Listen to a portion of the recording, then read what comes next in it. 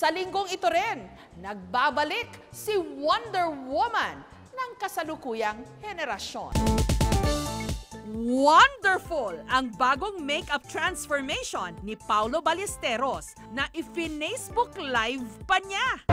Tinangkalang naman niyang maging kasing beauty ang superheroine na si Wonder Woman.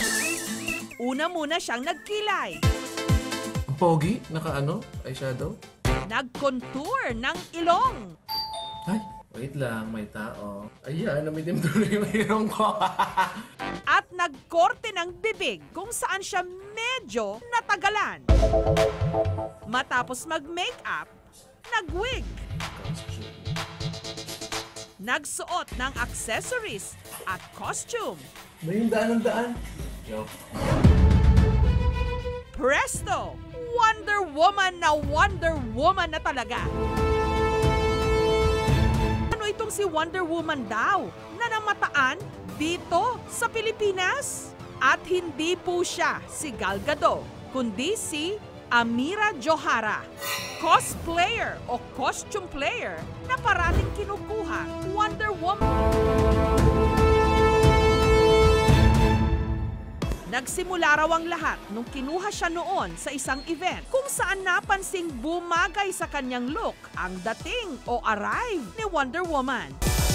Kaya pinanindigan na niya ito. Ni-invite na ako sa ibang bansa to promote their malls, yung mga dati showing din nung Dawn of Justice sa Malaysia, nandun na ako. Photo shoots din. Rumaraket din si Amira bilang model. Right now, I'm starting an actress na din. Passion ko na din talaga yon. Same with modeling. Na sister ko lagi talaga. Ayun din yung bonding time namin. Mga fashion week. Pero para sa kanya, ang true-to-life Wonder Woman walang iba kundi ang kanyang ina na solong binubuhay ang kanilang pamilya. Every girl in the world can be Wonder Woman din naman. It depends kung naniniwala ba talaga sila. I mean, kahit hindi ka nagka-cosplay, kahit you know little about Wonder Woman, basta kung anong nakaramdaman mo naman na you're a superhero, you know you did good sa buong buhay mo. Si Dina naman, ang paghanga kay Wonder Woman, makikita sa kanyang koleksyon.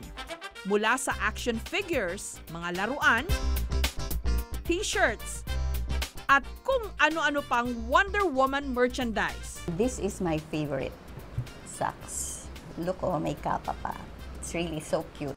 Nagsimula raw si Dina na mangolekta ng Wonder Woman items taong 2004. Naghahanap raw kasi siya noon ng costume para sa kanilang Christmas party. At ang nakaakit ng kanyang pansin, isang Wonder Woman jumpsuit. Simula noon, kahit na anong may kinalaman dito na makita niya, binibili niya. Pero hindi ako yung hardcore collector. Hindi ka mukha ng mga collectors na bumibili ng tig 15,000 na figures. Hindi ganun.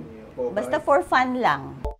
Ang kanyang koleksyon, umabot na ngayon ng mahigit 150 na mga piraso. At kung nagzuzumba nga siya, hulaan nyo kung anong outfit niya. Naghahanap din ako online. Yung anak ko rin, madalas maghanap niya, "Oh, mami, may bagong labas, so order mo," gano'n. Tapos yung friends ko rin from the States, mas marami doon eh.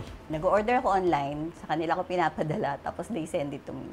Sa dami raw kasi ng mga problemang dumating sa kanya noon, katulad ng kanyang idolo, fight, fight, fight. I see myself as Wonder Woman. Hindi ko man maisa-isa yung lahat ng struggles and challenges ko sa life. I could say na na-surpass ko lahat yon dahil I consider myself as a strong woman.